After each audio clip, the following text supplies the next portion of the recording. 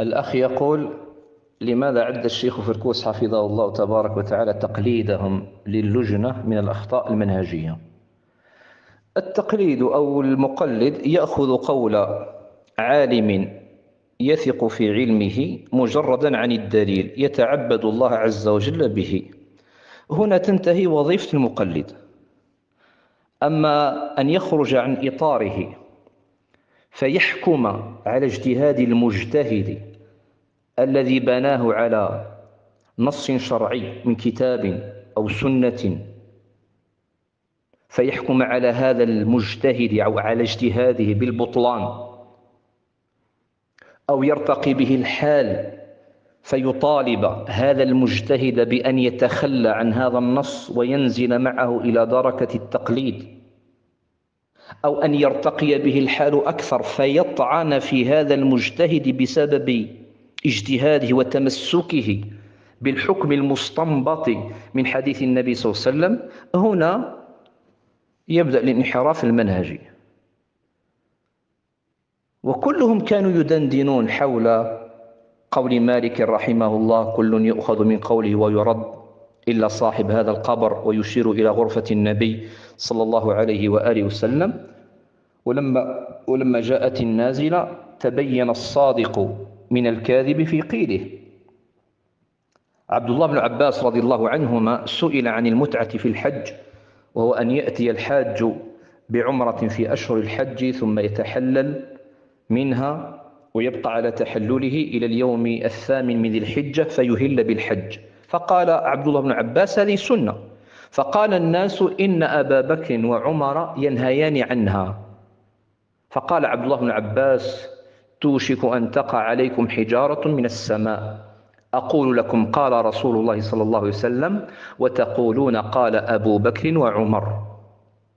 فلسان حال هذا المجتهد: أقول لكم قال رسول الله صلى الله عليه وسلم، وتقولون قال زيد وقال عمرو وقالت اللجنة. بل ثبت أن الملبس قال: ماذا نصنع بتقرير منظمة الصحة العالمية؟ فهذا تلاعب بالمنهج السلفي.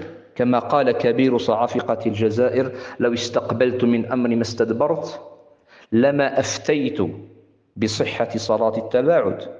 وقد حكم عليها من قبل بالبطلان على فتوى الشيخ فركوس بأنها باطلة، وقال: ما دام أمر بها ولي الأمر تصير ضرورة إلى غير ذلك.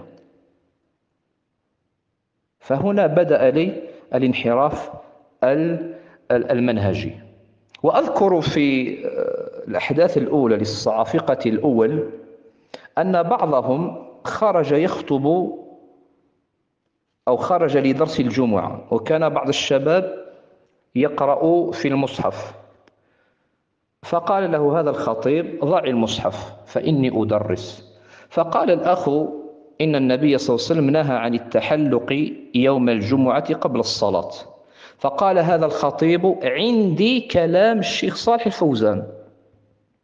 فعد كبير صعافقة الجزائر هذا الرد، عده من الأخطاء المنهجية. كيف يرد حديث النبي صلى الله عليه وسلم بكلام الشيخ صالح الفوزان؟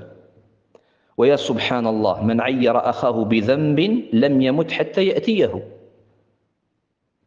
فالآن الشيخ فركوس يقول حديث النبي صلى الله عليه وسلم، وهم يقولون قال الشيخ صالح الفوزان.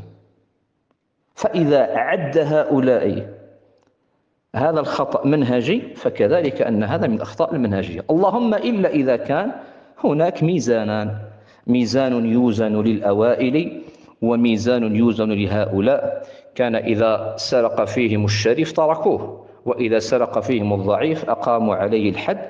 فهذا ليس هو الميزان السلفي. وهذا جواب على استشكالك، والعلم عند الله جل وعلا.